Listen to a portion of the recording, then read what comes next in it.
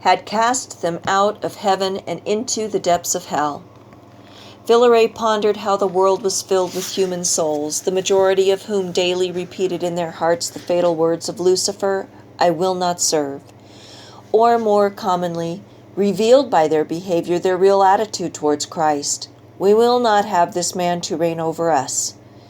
Human life was lived out in the physical world, but all the while a parallel warfare was enjoined between the hosts of heaven and the demonic minions of hell, in a battle waged for the eternal destiny of each individual soul. The real struggle was not against flesh and blood, Villeray reminded himself, but against the spirits of wickedness in the high places. As a new Roman Catholic archbishop who remained a Russian patriarch in the Orthodox Rite, Villeray was coming to Rome for his first ad limina visit face-to-face with the Pope. Every new Catholic metropolitan or archbishop at some time during his first year in office was required, if at all possible, to travel to Rome and meet the Pope. While there, a ceremonial strip of sheepskin called a pallium was placed on the bishop's shoulders to represent his office as the shepherd of his local flock. In the Orthodox tradition, a wider band of cloth called an omophore was worn by metropolitans, and Villeray had long since been invested with that. He was pleased to think that Pope Nicholas, after his election as pope, had changed the form of the Catholic pallium, making it wider to more closely resemble its Orthodox counterpart. An ad limina visit was a quinquennial requirement for all Catholic bishops, and would now include all Russian bishops in the Orthodox Rite of the Catholic Church. Every 5 years, each bishop was expected to visit the thresholds of the tombs of the blessed apostles Peter and Paul, and to meet with the Pope to report on the state of his diocese. Villeray recalled that these visits were based on St. Paul's report in his letter to the church in Galatia, that after 3 years of traveling abroad evangelizing, he went up to Rome to see Peter and stayed with him for 15 days. Villeray was moved to think that, after 1,000 years of schism during which Orthodox bishops had never gone to Rome to see Peter's successors, now he was privileged to be the first among his brethren to make this historic journey. The minions of hell would be seething with rage at this event, and again he prayed to St. Michael to protect and defend Holy Mother Russia and to protect him as Russia's chief shepherd.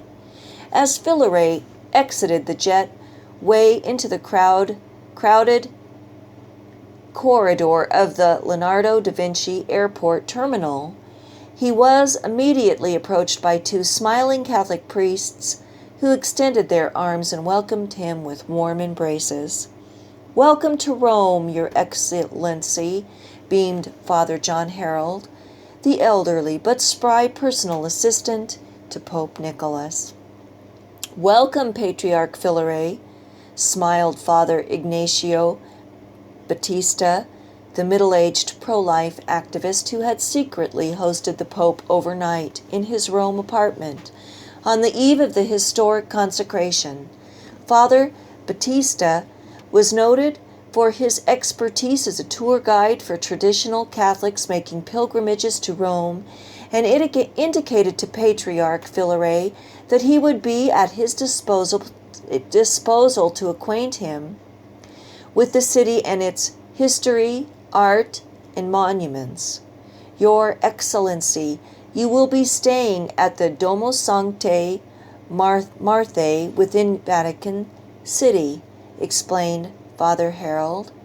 "It is a simple dormitory built for the use of bishops during papal conclaves, with furnishings typical of a monastery. But you will be nearby the Holy Father and St. Peter's Basilica, and you will be insulated from the world except when you choose to face the media or to venture out into the city of Rome." "That will be perfect," said Filare. "I have no interest in a luxury hotel. I have come to pray, to demonstrate my filial submission to the Bishop of Rome, and to explore some of the ancient historic sites that Catholic and Orthodox Christians have always revered in common.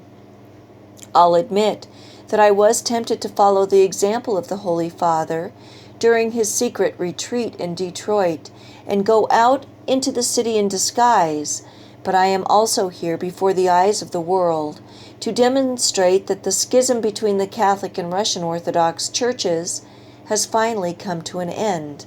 Therefore, I will have to let myself be seen in public and will accept being hounded by the press and by enthusiastic faithful as my duty to Christ." Father Battista, the relative youth among the three priests, assisted in the retrieval of two very large suitcases from the luggage claim carousel. He understood that an archbishop coming to Rome has to travel with multiple liturgical robes and various bulky cassocks, especially if he cannot count on borrowing anything because he will be staying among clergy from a different rite. Father Battista texted the two Swiss guards waiting in the airport's cell phone lot in a black Vatican State SUV to come around and pick them up at curbside.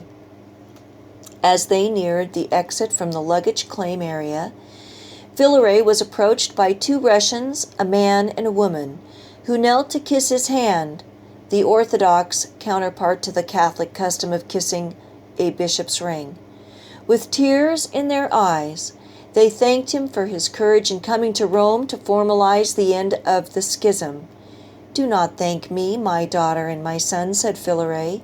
"Give thanks to the Theotokos, the Holy Mother of God, Mary, all immaculate."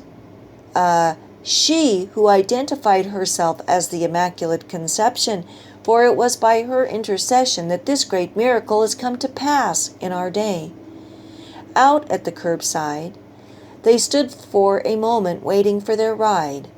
A disheveled man with Bulgarian accent walked briskly towards them, and as he approached said, "So here is the traitorous bishop who sells out the one true Orthodox Church to commit spiritual fornication with the Catholic whore of Babylon.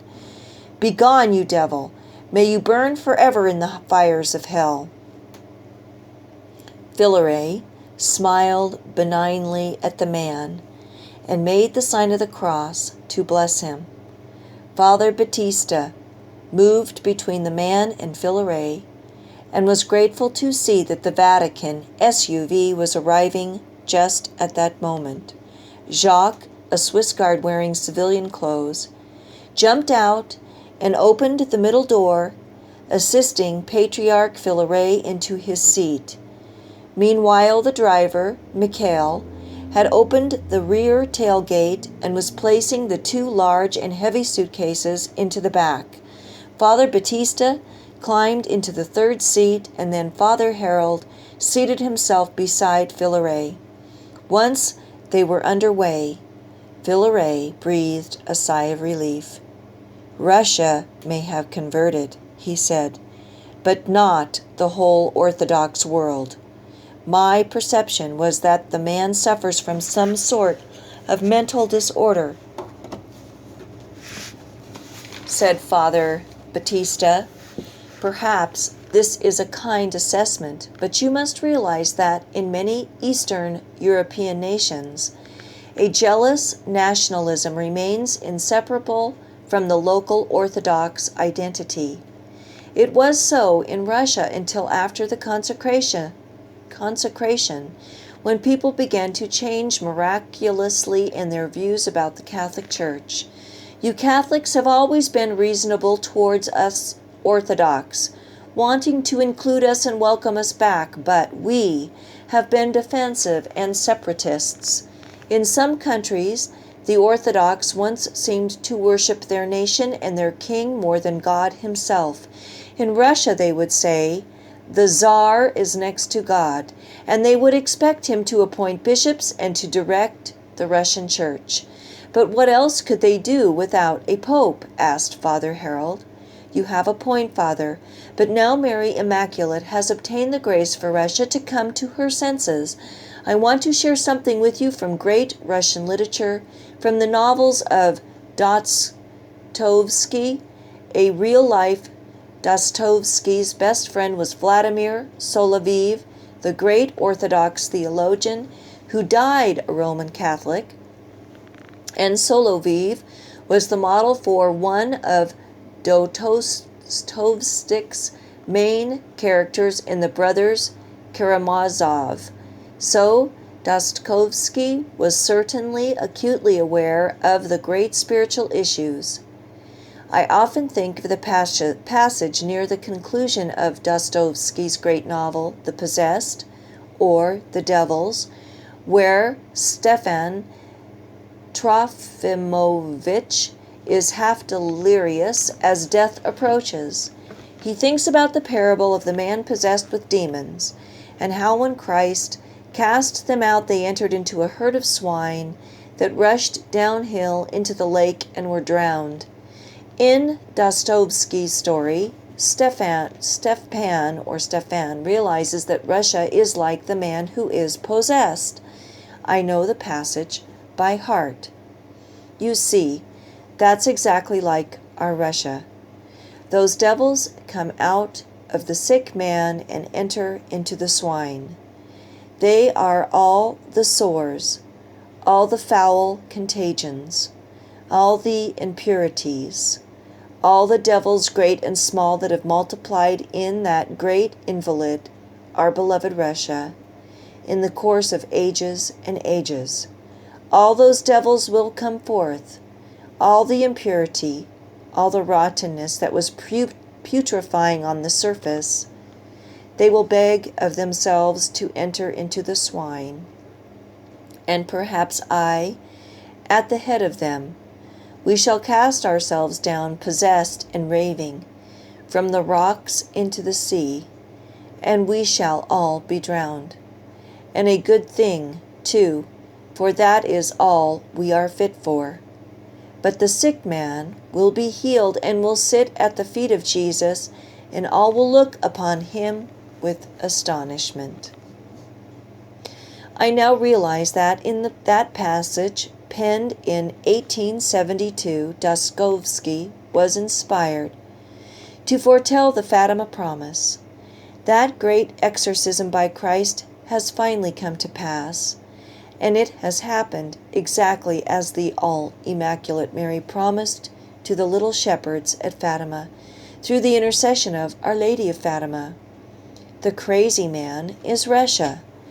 All the craziness of Russian Orthodox excuses for separation from Rome and the sarsaropasm and doctrinal denials of things settled in Catholic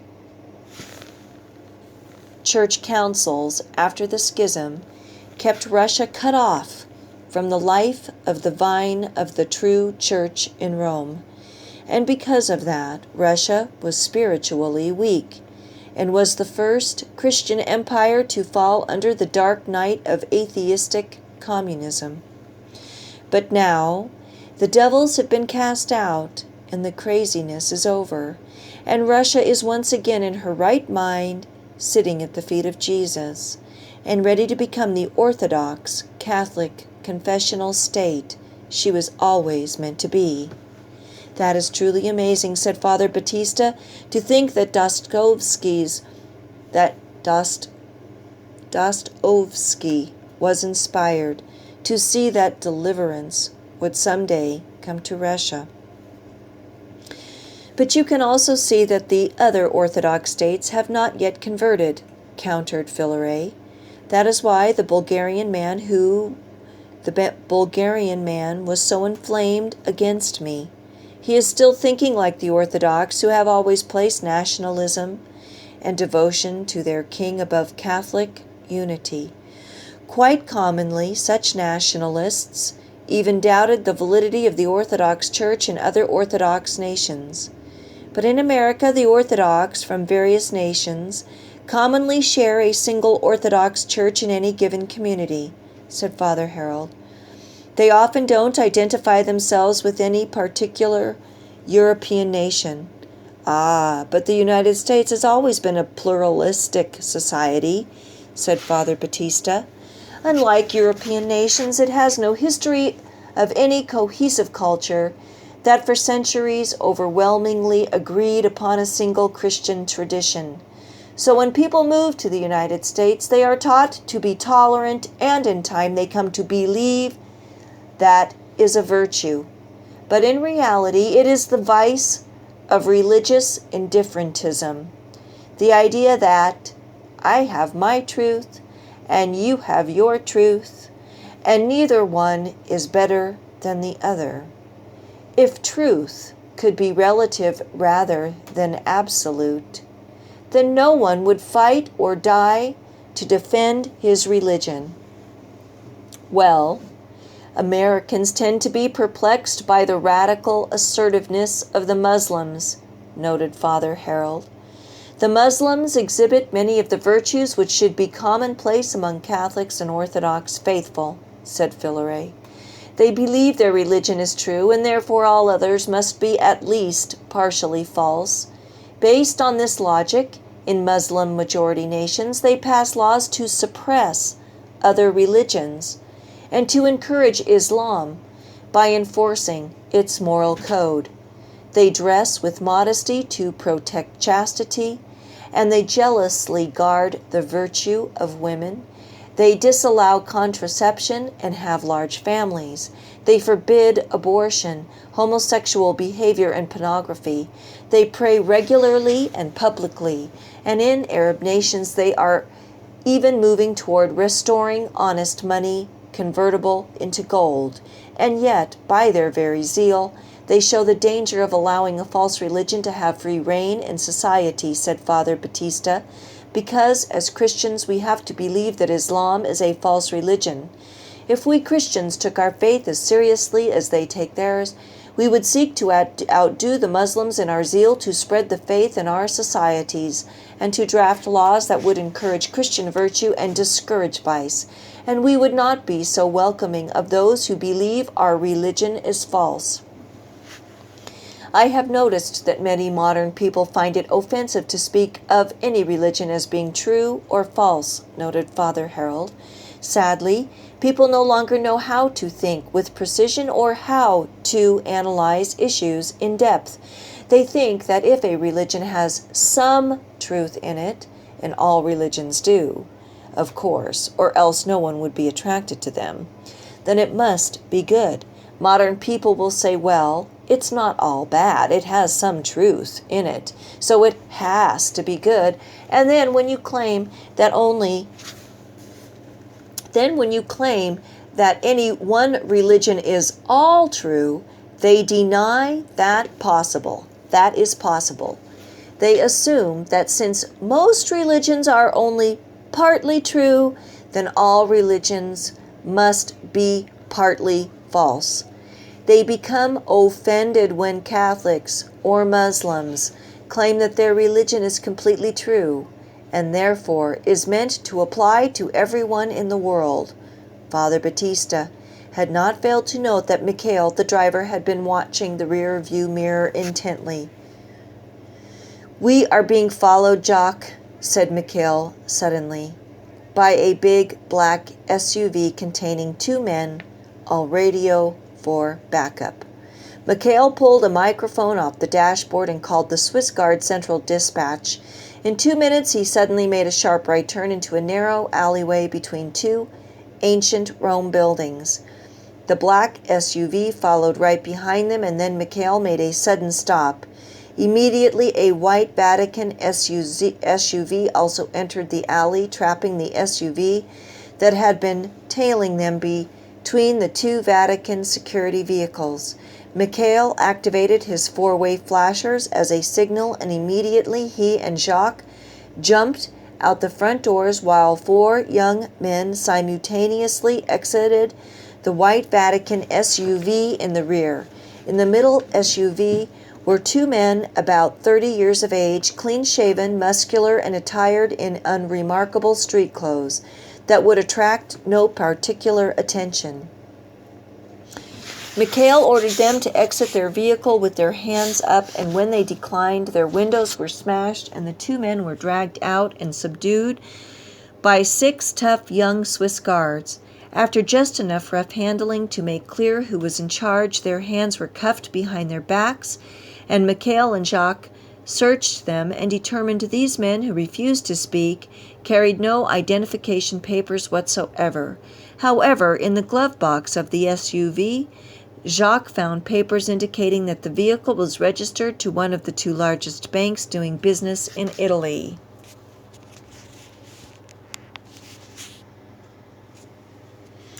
"Tell your bosses that their days of ruling the world are ending," said Mikhail. "You 2 boys should consider becoming Catholics.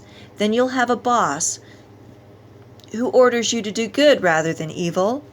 Considering how short life can be, it is the only intelligent thing to do."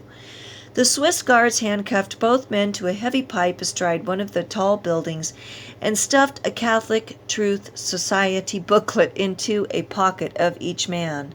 Then they piled back into the respective Vatican vehicles and sped off, one going forward and the other going in reverse out of the narrow alley. The bankers' men could try to explain their predicament to the Italian police. By that time, the Vatican vehicles, protected by diplomatic immunity, would be back inside Vatican City. "You will be under surveillance by sinister worldly forces while you are here, Your Excellency," noted Jacques. "But as you can see, we will be able to keep you safe." Suddenly, Mikhail turned the SUV off the busy street and entered a steep down ramp underneath a towering ancient wall. "This will be the Vatican garage, Your Excellency," said Father Harold. "It is just after 12 o'clock noon. An elevator will take you up directly into the bishop's dormitory, where you will have a corner suite looking over the Vatican gardens, and with a good view of the dome of St. Peter's. A private Orthodox chapel has been set up 1 floor below, where you can say your daily Mass, and I will be staying just down the hall from you, and you will have my cell phone number so that I will be able to assist you with anything you may need. You will have a few hours to rest and pray, and then you will meet the Holy Father at 4 o'clock in the Apostolic Palace, and he will grant you a 1-hour private audience. Then you will have 3 hours free before dinner at 8 o'clock, which will be with the Holy Father and me in the Pope's private dining room. So, before we sleep this historic night," said Father Battista, "the Patriarch of 95% of the Orthodox world will have kissed the fisherman's ring, and the Holy Father will have laid his hands upon his head and blessed him as a Catholic bishop in the Orthodox rite." "And what sweet sleep it will be," said Philaret, "to have traveled so far, and yet to have come home at last." Philaret settled into his room, rested for an hour, and then phoned Father Harold to see if he could go for a walk in the Vatican gardens. He also wondered if he might have access to the tomb of St. Peter, where he wished to pray without being exposed to the press or the public. Father Harold took him on a stroll through the gardens, passing the statue of Our Lady of Fatima, at which Pope Nicholas had meditated on the afternoon of his birthday, not yet knowing that before he slept that night he would receive the Russian request. Philaret knelt at the weatherproof outdoor kneeler set in the lawn facing the statue, and after making the sign of the cross, silently thanked Our Lady for the recent public miracle in Russia. which made even the 1917 miracle of the sun pale by comparison. The Russian Patriarch's own presence in the Vatican today was in no way the cause, but only and entirely the result of her intercession in heaven following the consecration. True, grace had been flowing for decades through her faithful servants. It had been especially the work of Father Nicholas Gottschalk in Detroit and the various traditional Catholic scholars whose writings have been published by his Fatima Herald apostolate that had opened the hearts and minds of Patriarch Filaret and of President Polzin. Together, they had studied Father Gottschalk's publications and viewed his conference lectures posted on YouTube, and had thereby been moved to issue the Russian request to the Holy Father. Filaret felt that the smile on Our Lady's face almost came alive to him, and his heart thrilled as he noted the outline of her queenly figure against the bright azure of the Roman sky, as if the world was being enveloped in the sweet safety of her blue mantle. Hearing distant voices calling, he looked up and realized that he was so close to the dome of St. Peter's Basilica that he could see the people walking around the cupola at the very top of the dome, and could even hear them shouting in wonderment at the panoramic vistas of Rome. His heart was thrilled to realize that, directly below them, the bones of St. Peter the Blessed Apostle lay in repose amid the ancient Roman cemetery on Vatican Hill. Archaeologists believe that criminals and other undesirables had been buried at one end of the cemetery, in the less desirable area adjacent to a stadium-like racetrack that had once stood on the future site of the basilica. Father Harold led Filaret along a garden pathway toward the back wall of the basilica, where a stairway set in an outdoor brick well descended to a metal door well below ground level. I carry a key as I often come here at odd hours to pray in the Confessio, the chapel which contains St. Peter's tomb directly below the main altar in the massive dome, volunteered Father Harold. This private route will take us through some of the archaeological evacuations beneath the basilica and then into the Confessio from the back. The chapel will not be open to visitors at this time, so you will be able to pray in private.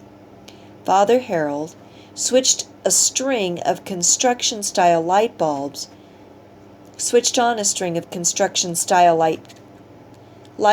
they could find their way through dusty pathways among the tombs and monuments of what was obviously the ancient Roman necropolis of Vatican Hill, and Filaret's heart thrilled as he felt himself coming back to the very beginnings of the church, to the roots from which had sprung the evangelization of the empire, and in time of the very ends of the earth, even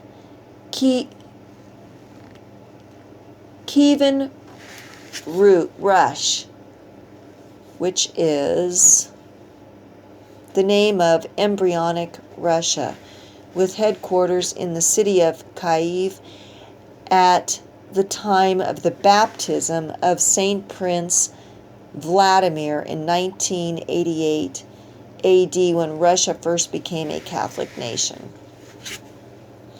Before long they came to another metal door, but this one did not require the use of a key from inside the excavation area. Father Harold opened the door and switched off the construction lighting. They stepped into a dimly lit marble chapel where Filaret at once recognized the niche of the pallium, which contained a silver casket behind which lay the tomb of the Apostle Peter. In the casket were kept strips of fabric woven from lamb's wool and blessed annually on the feast of St. Agnes, January 21st.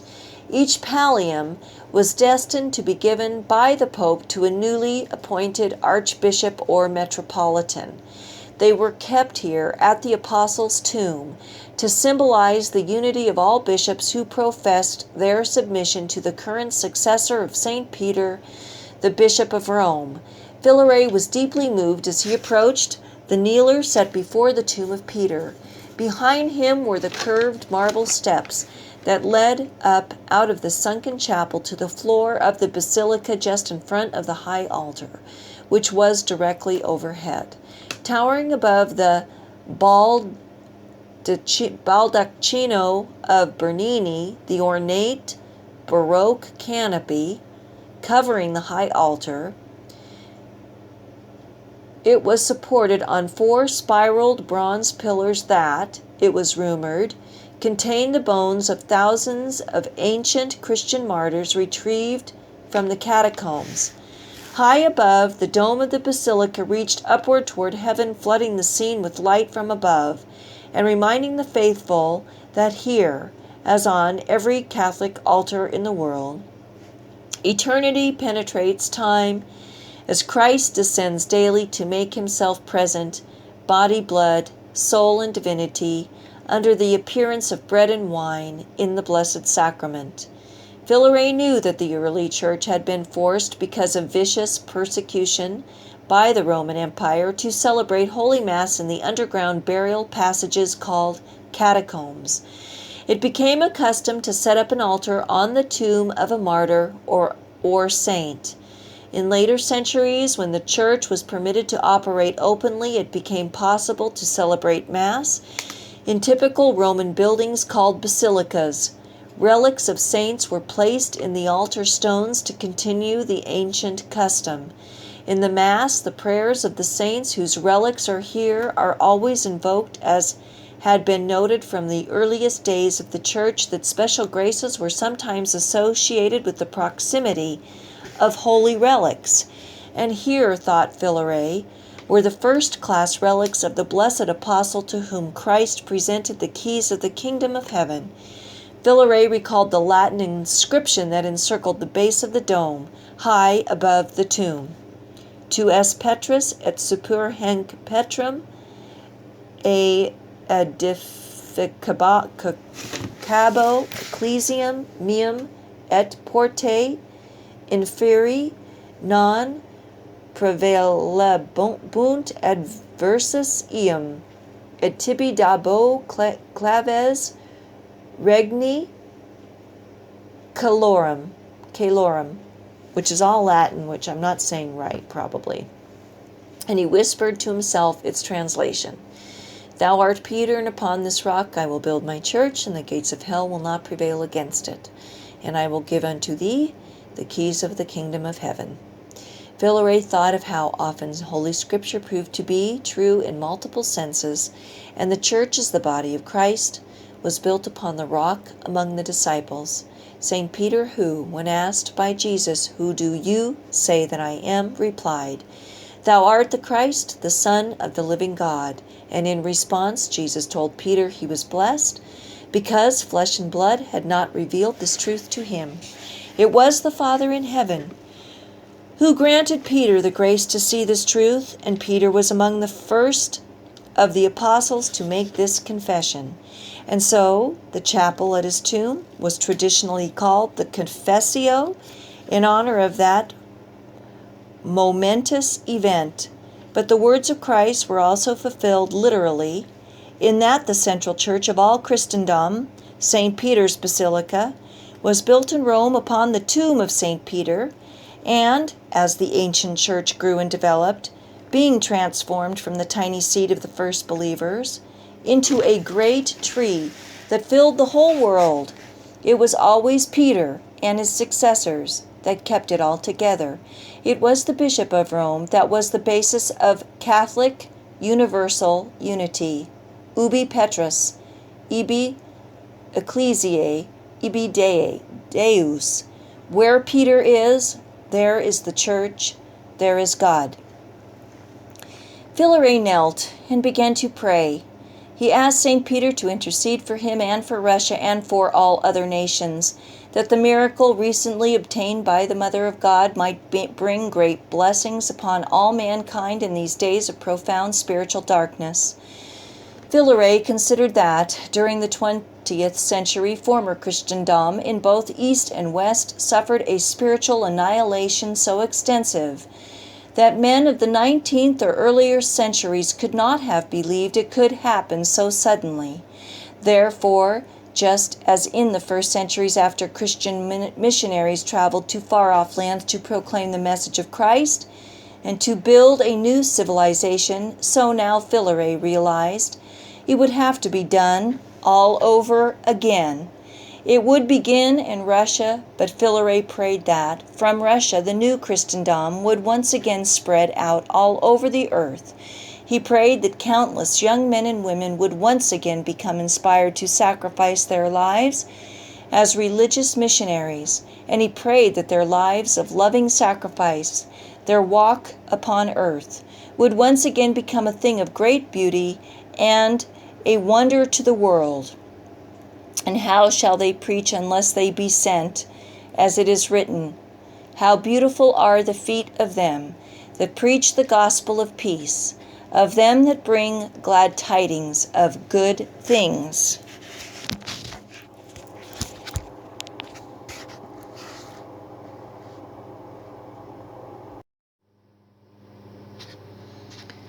Philaret realized that he was among those now being called to begin this process.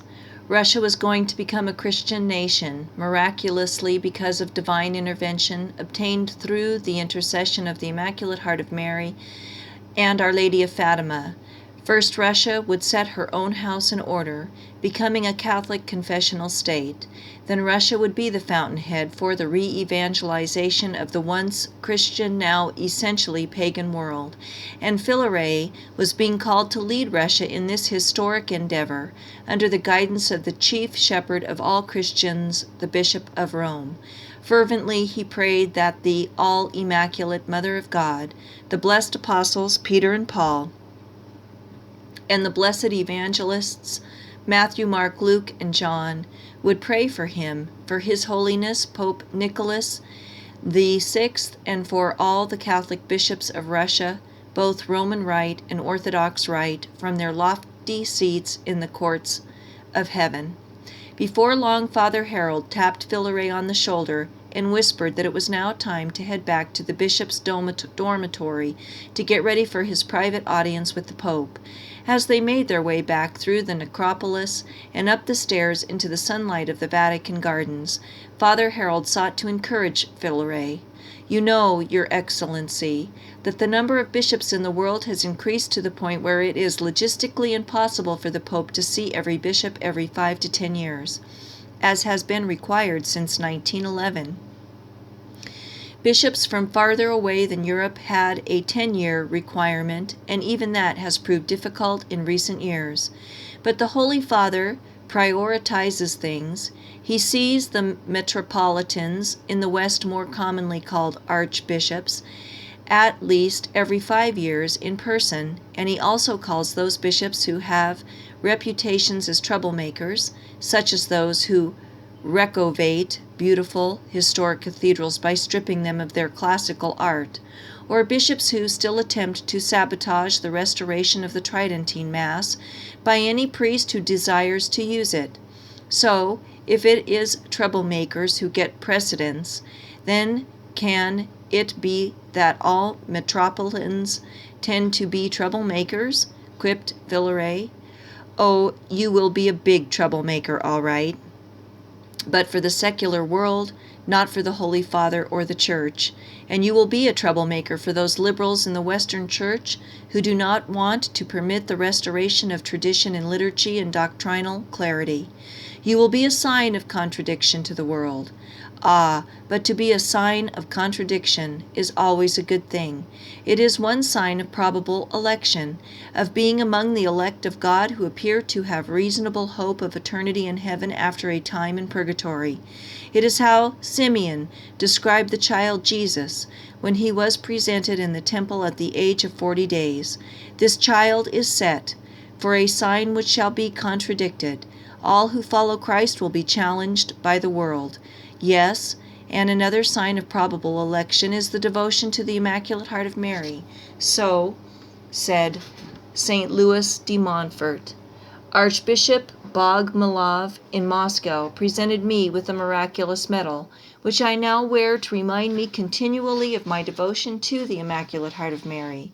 On the back it depicts the Sacred Heart of Jesus, crowned with thorns, and the Immaculate Heart of Mary, pierced through by a sword, as Simeon foresaw at the time of the infant Christ's presentation at the temple.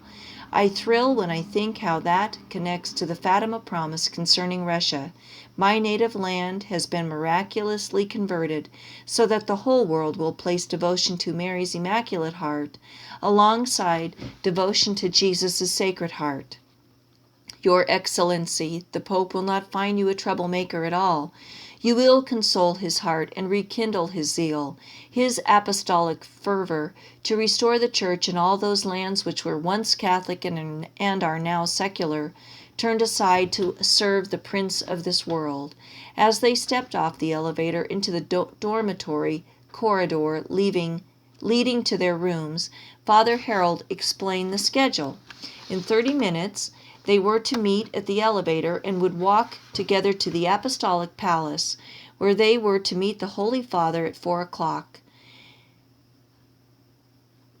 The Metropolitan should wear his formal robes and mitre and carry his bishop's staff, as there would be an official Vatican photographer present to record this historic meeting for posterity. Today's meeting with the Pope, including the private dinner this evening, would constitute the ad lima visit of the Metropolitan of Moscow and all the Russias. The next day, Filaret would return to the Confessio with the Pope, where the Metropolitan would receive the Roman Catholic pallium. For that occasion, Filaret was to wear his liturgical robes and carry his Orthodox bishop's episcopal staff with the cross and serpents. At 4 o'clock, Patriarch Filaret III of Moscow and Father John Harold were seated in the foyer outside the private office of Pope Nicholas VI. 2 Swiss guards stood at attention beside the office doors. When a grandfather clock chimed 4 times, the guards opened the double doors. "Your Excellency, the Holy Father will see you and Father Harold now," said one of the guards. A Vatican photographer was discreetly positioned to capture the historic event in a series of snapshots, which would be cropped and then issued to the worldwide media, together with a carefully drafted press release approved by the Pope himself.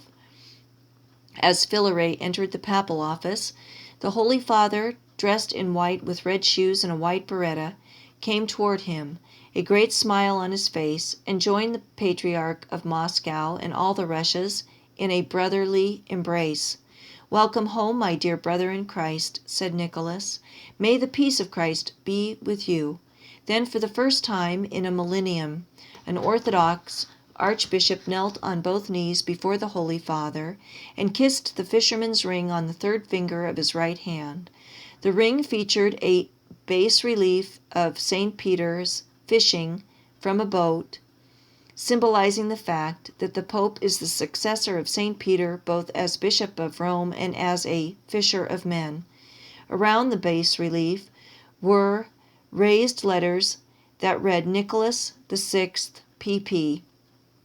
The kiss symbolized Filaret's filial affection for the Pope and his sincere episcopal submission to the supremacy of the Bishop of Rome. "Your Holiness," said Filaret, struggling to hold back his tears, "I come as your most obedient and devoted son, seeking your help and guidance as to how I might best rule my vast flock for the sake of their eternal salvation. "Arise, my brother," said Nicholas, assisting Philaret with both hands, "and come and visit with me. I want you to tell me about all the wondrous news I hear coming from the regions of the north. We have an hour now, and dinner tonight, and as much time as you wish in the days to come." Father Harold had been present at hundreds of private papal audiences, and did not recall ever hearing such an open-ended offer of papal time and attention. Truly this was historic.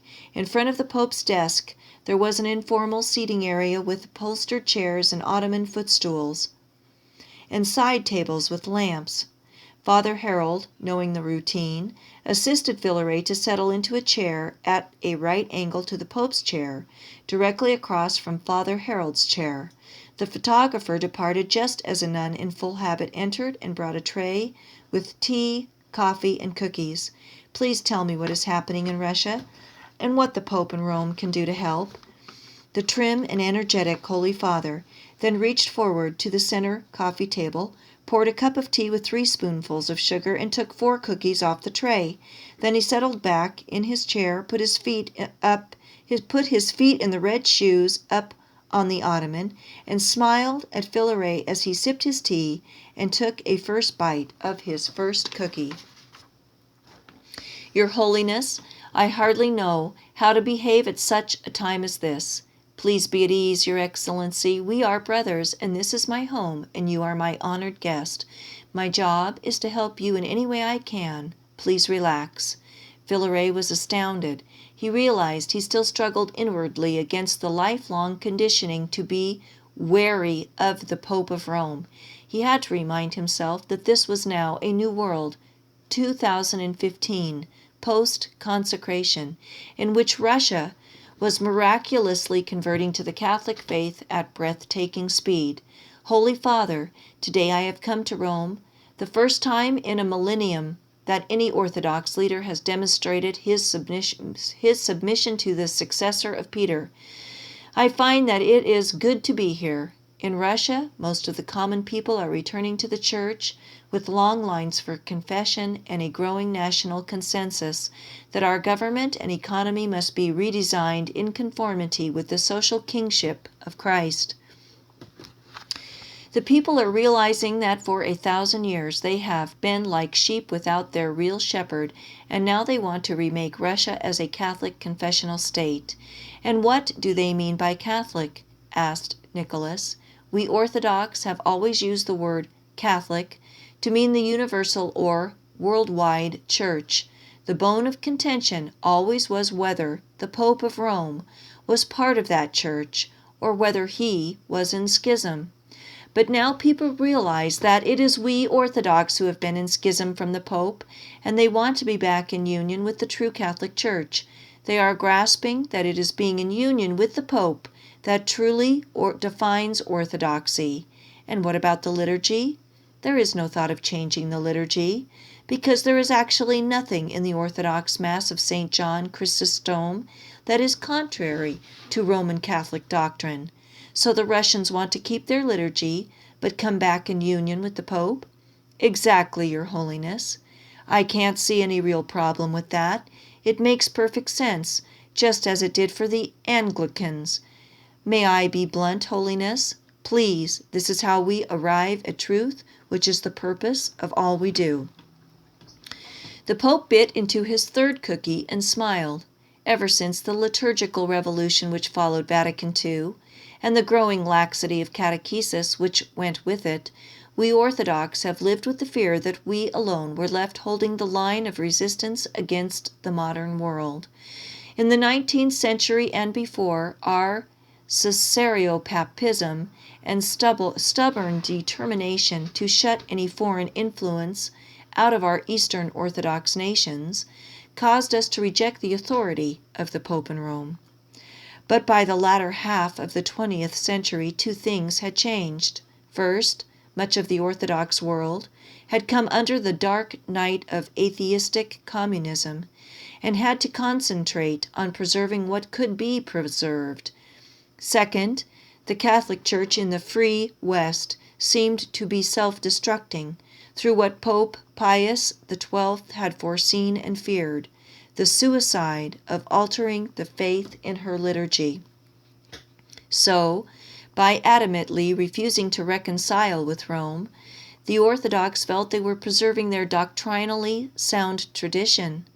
Exactly, and we were, except in those bogus doctrinal disputes which had long been used to justify our separation. And now things have changed. Yes, the Holy Mother of God has obtained for us Orthodox the grace to convert, to change our minds, and to see things according to the complete Catholic truth. And the young people in Russia who are returning to the Church are not all clamoring for modern music in church and for Mass in modern Russian instead of old Slavonic? No, holiness. The whole nation seems to realize that in the past Russia had a rich tradition of high Christian culture, not only in ancient liturgy and the ancient traditions of ecclesiastical art and architecture. We also had a rich Christian tradition in our government, schools, and mainstream culture, right up until the godless Bolsheviks enslaved us in darkness. Well, how can I help? The Russian people will need you to come to Russia soon, Holy Father. They will need to experience the thrill of having the chief shepherd of all Christians come to bless our nation and our people. 2 or 3 of my predecessors long desired to go to Russia, said Nicholas, and they were not welcome there. But now all that has changed. Now people see that to be truly Orthodox means to be Catholic. And when do you think the Pope of Rome should plan to come? Asked Nicholas, smiling. Now it is early September. I would think that by next spring arrangements could be made. Everyone knows a papal trip cannot possibly be made on short notice. Not unless Father Harold should happen to arrange one again on less than 2 days' notice, thought Pope Nicholas. I will make it a priority, and will assign Father Harold to work with you on finalizing the details. Father Harold is a master at getting things done, even with a dozen modernist, curial cardinals, always seeking to obstruct his every move. Holy Father, interjected Father Harold, the photos and press release from today's meeting, as well as tomorrow's ceremony, when you place the Catholic pallium on Patriarch Filaret, will begin to help the Russians feel their unity with the Pope. We should try to issue an apostolic constitution for the Russian Orthodox Church, modeled on the autonomous particular churches. There are 22 Eastern Catholic churches, each having their own rights and their own canon laws, but in full union with Rome. The Orthodox Church will become number 23 and by far the largest of those churches. Before Vatican II they were called Eastern Rite churches, but now they are simply called Eastern Catholic churches. They have their own autonomous liturgical practices and disciplinary rules which date back many centuries and which have a history of organic development. But all these churches accept all the doctrine that the Catholic Church holds and teaches. So what would you call us? Asked Filaret. It would seem logical, said Father Harold, that the Russian Orthodox Church, under its new name, will simply be called the Russian Orthodox Catholic Church. Not the Orthodox Rite in the Catholic Church? Asked Nicholas. No, replied Father Harold. Historically, the Russian Orthodox Church has long been a completely separate church, not just a liturgical variation that has always been within the sphere of Roman Catholicism. That will not change. The Russian Orthodox Church will continue to be an autonomous, particular church. What will change is that the Russian Orthodox Church will become Catholic by formally accepting every doctrine of the Catholic Church and by acknowledging that the supreme authority of the bishop in Rome. I think that will be very much to the liking of the Russian people, said Filaret. Once they realize the Vatican will not try to alter the Orthodox faith and her liturgy, they will be most happy to come under the spiritual protection of the Pope in Rome. I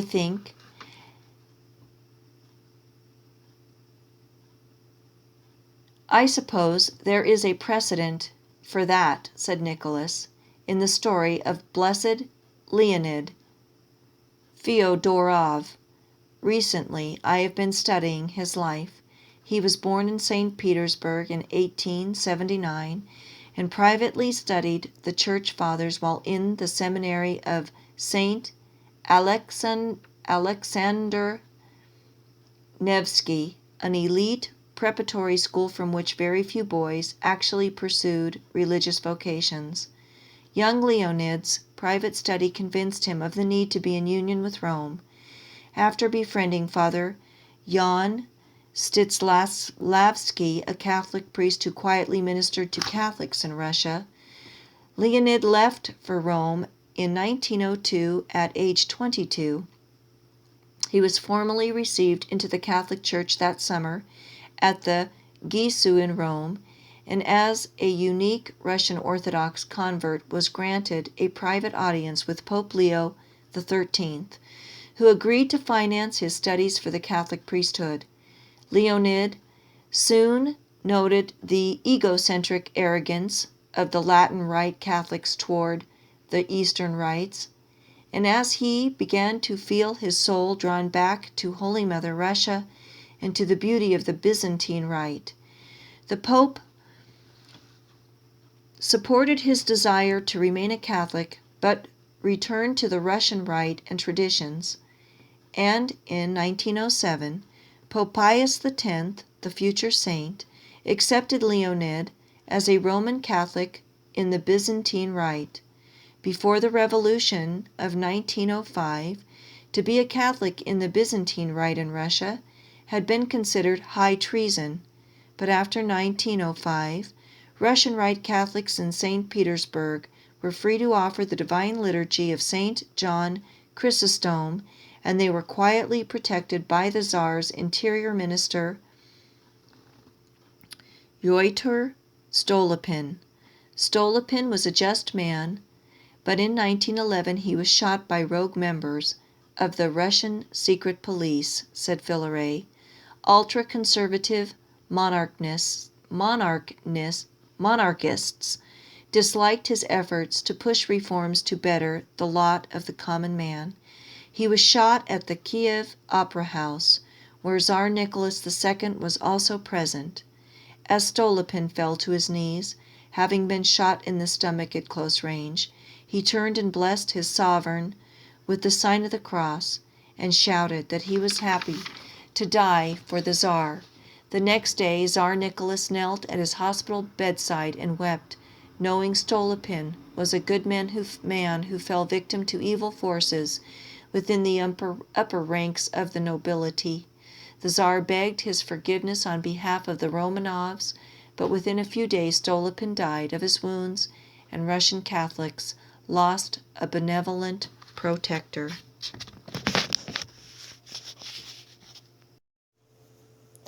Meanwhile, Leonid continued his treasonous studies for the Catholic priesthood in Switzerland, continued Pope Nicholas.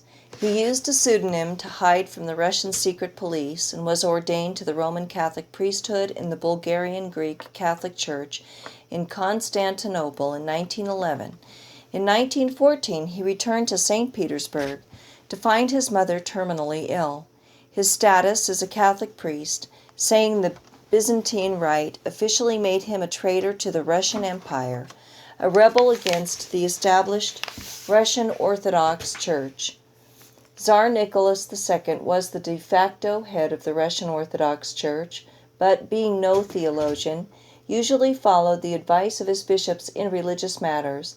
The bishops wanted Father Fyodorov sent to the infamous Lubyanka prison in Moscow, but Tsar Nicholas feared to raise his hand so harshly against an anointed priest of God, and so sent him into a gentle internal exile in a pleasant town in Siberia.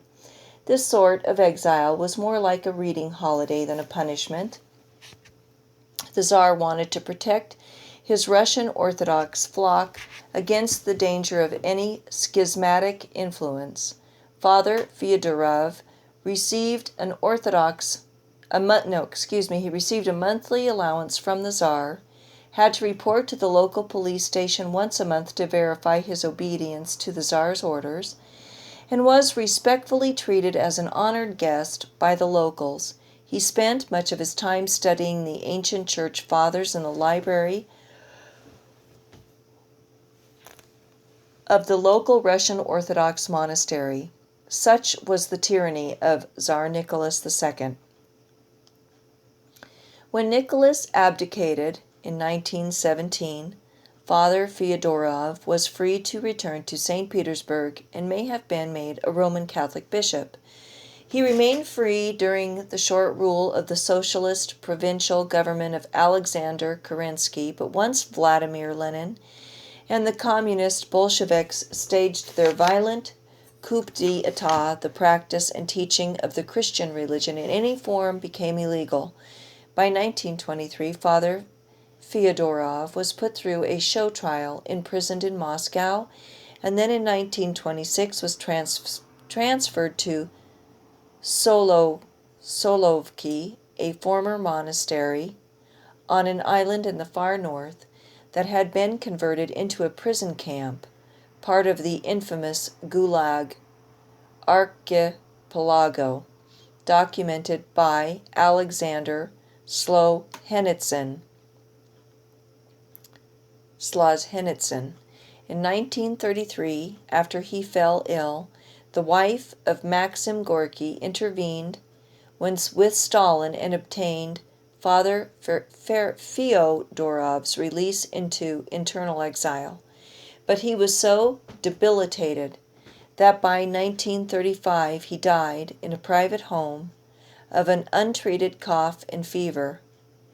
In 2001, he was beatified by my predecessor, who is 114.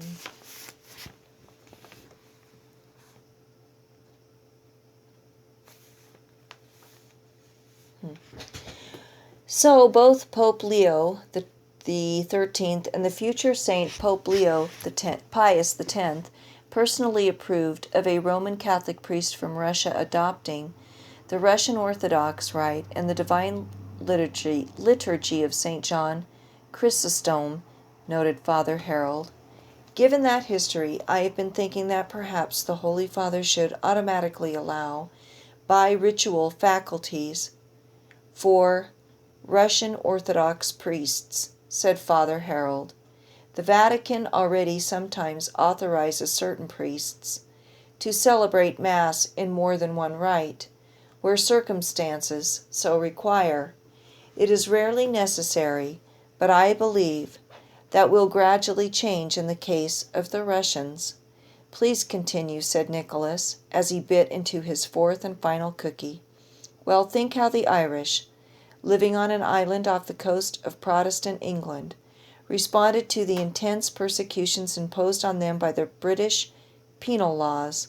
They sent tens of thousands of their sons and daughters as religious missionaries to every corner of the world.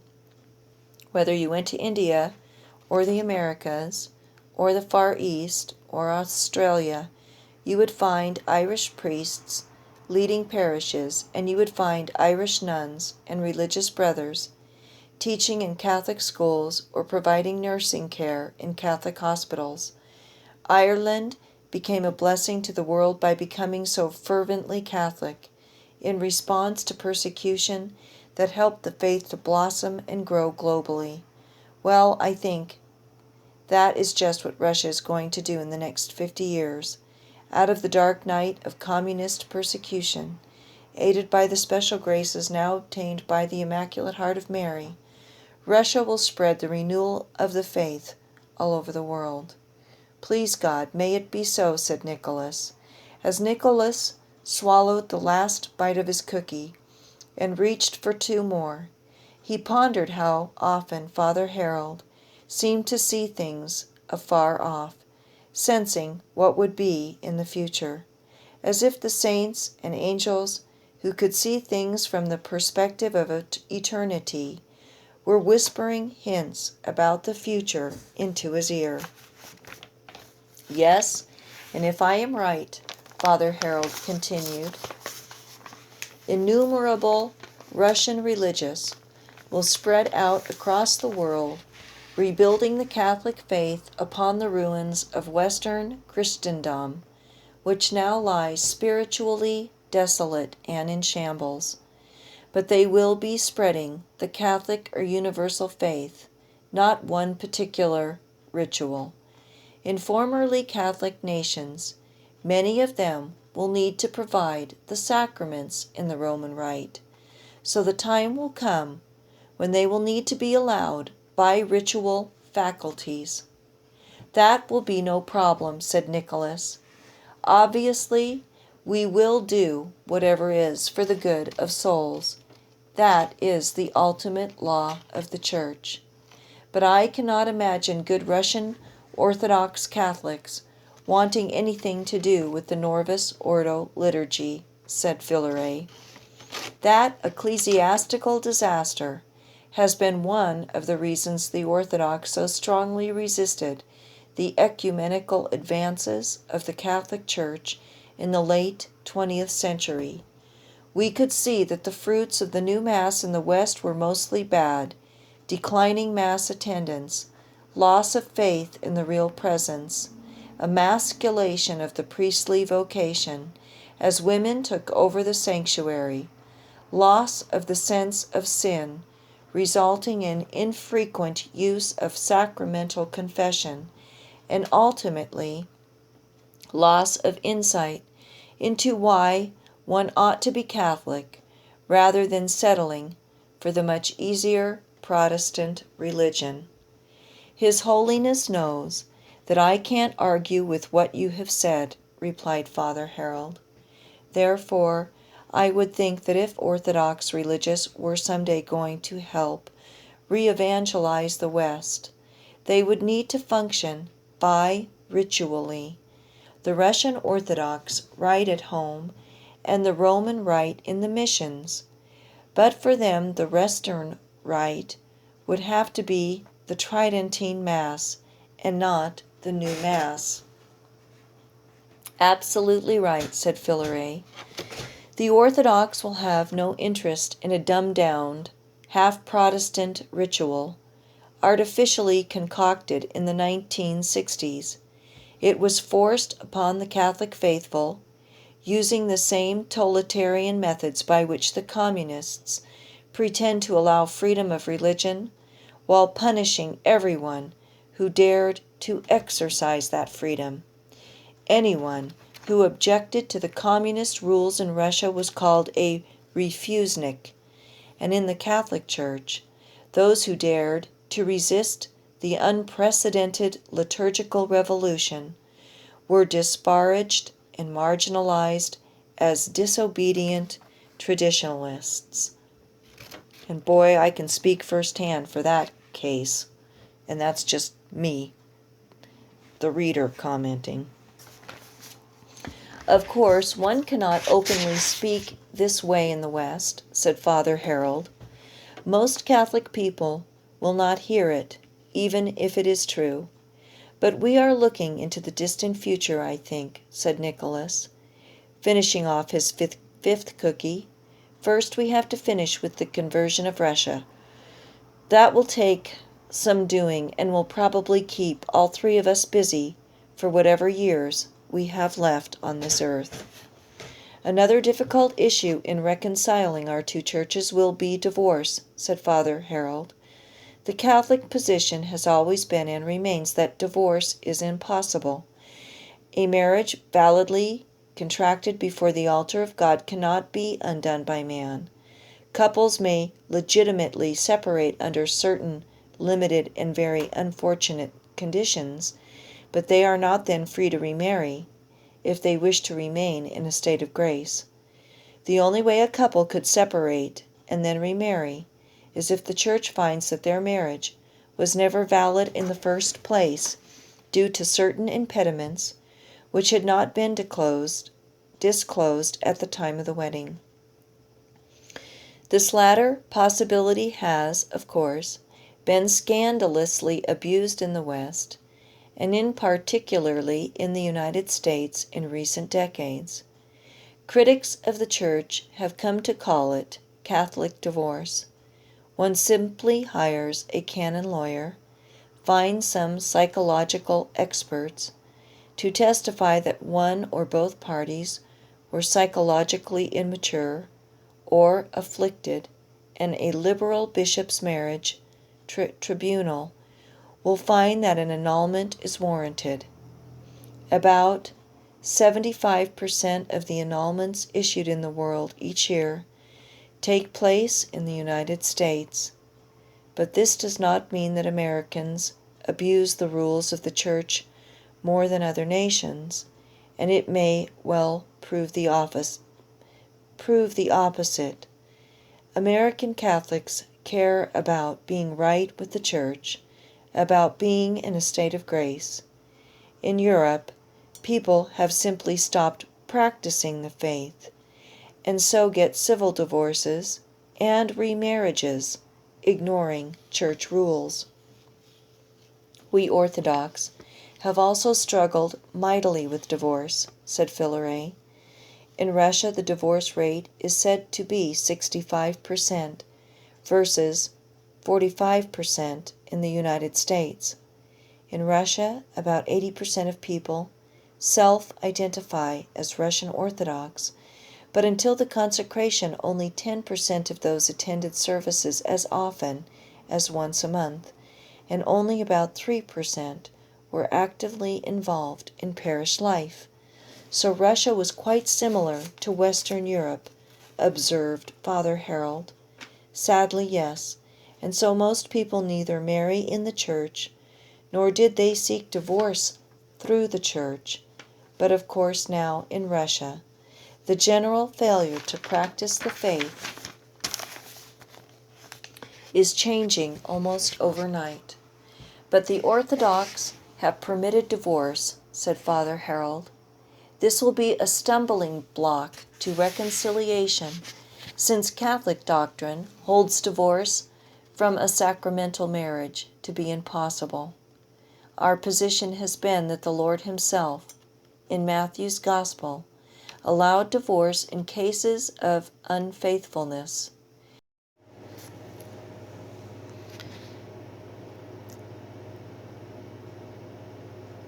We have viewed divorce as a tragedy and as a concession to fallen man's sinfulness and to the broken world in which people must live. Likewise, we have permitted remarriage for the same reasons, but we have always discouraged divorce and remarriage.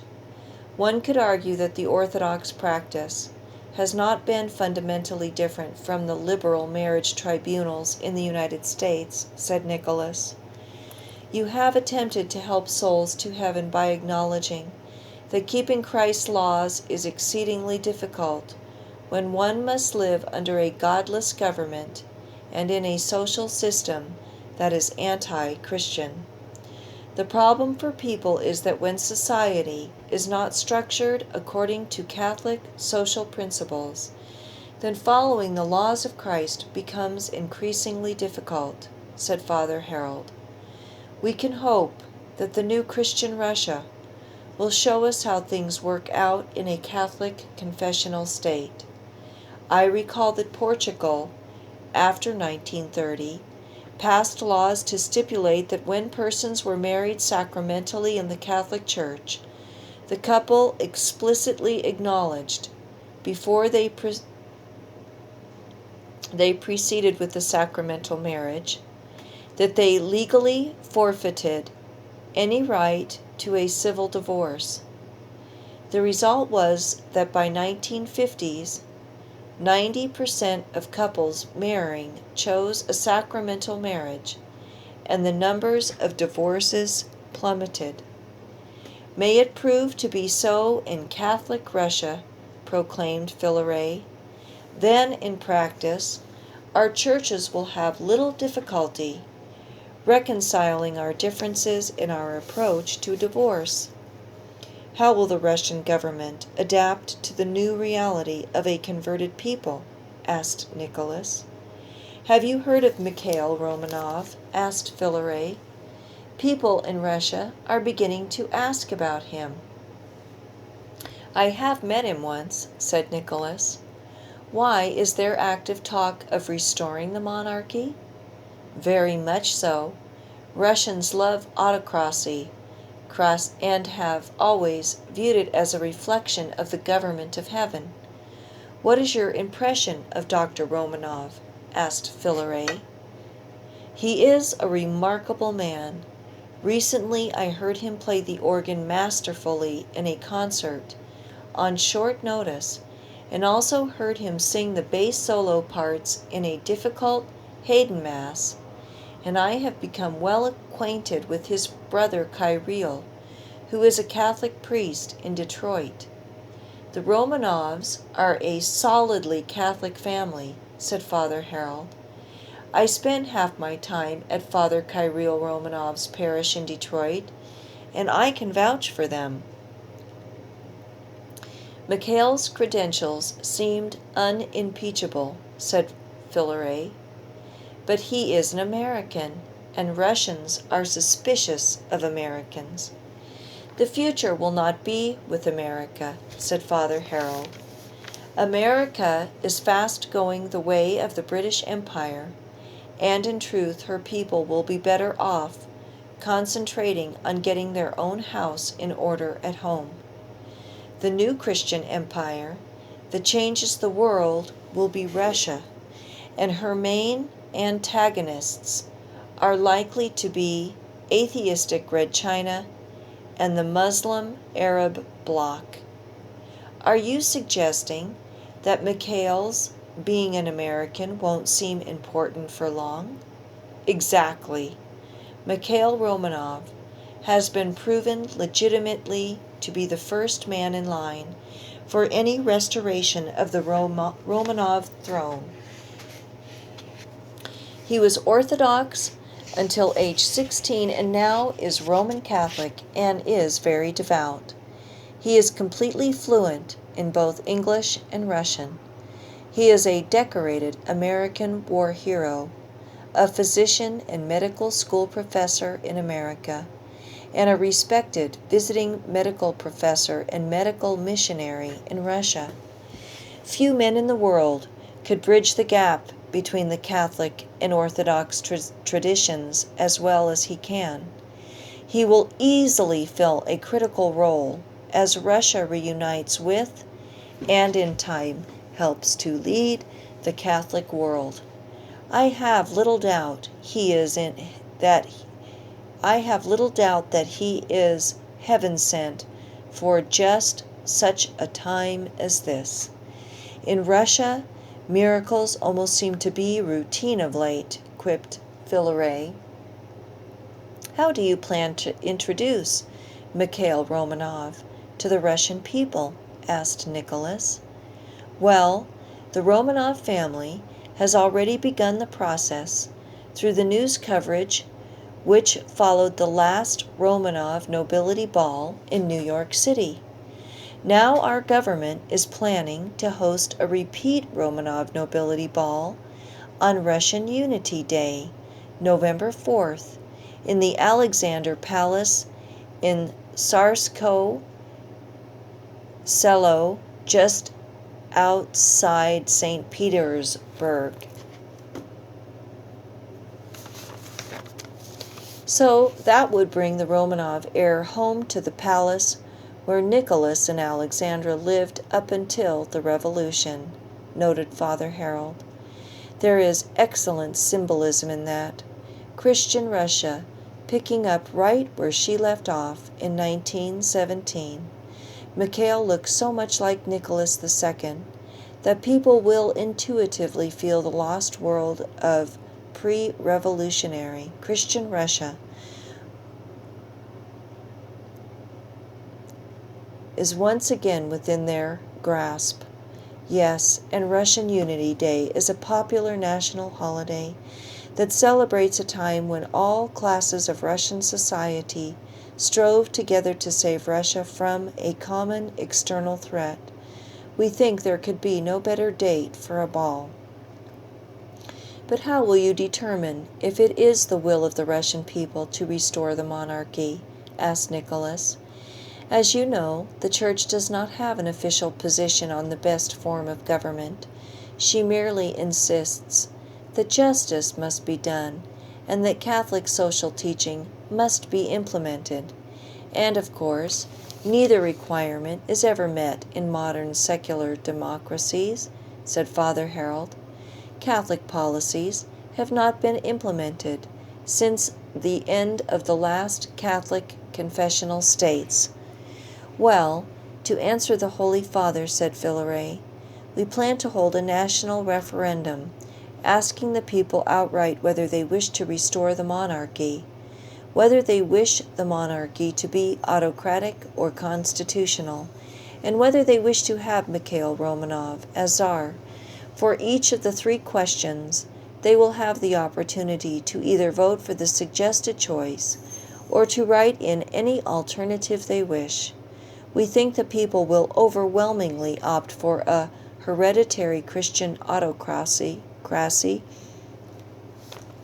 with Mikhail Romanov as the next Tsar. That seems amazing, said Nicholas. Or rather, it would have seemed so prior to the consecration and all that has happened since. When do you plan to hold the referendum? Asked Father Harold. We are thinking of December 8th, the feast of the Immaculate Conception of the Blessed Virgin Mary, providing the Holy Father would not object, of course. That has never before been a feast day in the Russian Orthodox calendar, and by declaring it a national holiday, we can emphasize Russia's new devotion to the Immaculate Conception of Mary and to her Immaculate Heart. We are thinking of not opening the polls until 1 o'clock in the afternoon, so that most people would be able to go to church in the morning and pray before they cast their vote. Extraordinary, said Nicholas.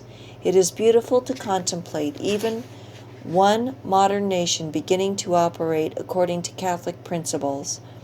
Of course, I would approve of a national referendum for the stated purposes on this new Russian holy day, but only this once, mind you, under these special circumstances. There being no cookies remaining, Nicholas noted that 55 minutes of the hour allotted for their meeting had elapsed and suggested that they could adjourn until dinner. The dinner would be reserved for discussion of topics of personal interests, such as history, music, and philosophy, but no church business. Nicholas requested that the next morning they would have a conference to begin going through the Russian Orthodox Mass and Catechism to determine if there were actually any major conflicts or deficiencies in terms of universal Catholic doctrine. In the afternoon, Nicholas would accompany Filare to the Confessio with the Vatican photographer to record the historic event. Both Pope Nicholas and Patriarch Filare would be attired in their full liturgical robes with mitres and staffs. There, at the tomb of the Apostle Peter, Filare would receive the pallium from Pope Nicholas, signifying Filare's office as a Catholic archbishop. On the following 2 days, Pope Nicholas, Patriarch Filare, and Father Harold would work together on solving any remaining doctrinal or disciplinary conflicts between the Russian Orthodox and Catholic churches. Plans would be developed for the Pope to become properly prepared to celebrate Mass in the Russian Byzantine liturgy by the time he would visit Russia, and for Filare to celebrate the Tridentine Mass as a way of showing to the world the complete unity of faith shared by the two churches. Then when Filare returned to Moscow, a joint press release would be issued to the world, together with photos of their historic visit, announcing the joyful reunion of the two churches and announcing that plans for a papal visit to Russia within a few months had been agreed. Now this ends the first book, which is titled Russian Sunrise, Part 1, and there is a second book out, which is Russian Sunrise, Part 2, which I will probably begin, but I don't know when. God bless you, and thank you for listening.